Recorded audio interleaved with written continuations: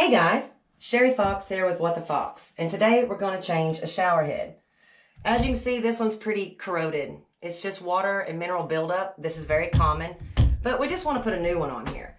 So what I like to use are the Channellock pliers, and all we're going to do is we're just going to twist the shower head counterclockwise.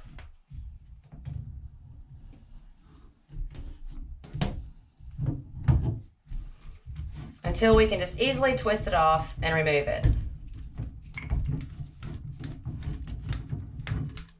Now, if this shower head has been changed before, you may already have some old Teflon tape and also some buildup that you may want to just take a scouring sponge or just something to kind of clean it off. And then the next thing we're going to use is our Teflon tape.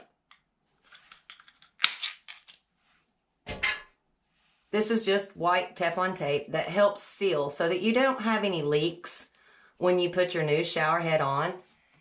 And you'll just go ahead and you'll wrap it a couple of times around the grooved area of the pipe.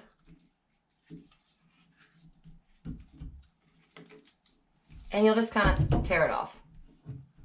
And so now we'll just take our new shower head, and you want to turn it clockwise until it's tight. And since this is a new shower head, we don't want to scratch this area, but we do want to make sure it's a little snug. So just lay a rag or something over it to protect that, and then take your pliers and tighten. You don't have to be too aggressive with it. You just want it to be snug. And then we'll go ahead and turn our shower on just to make sure we don't have any leaks.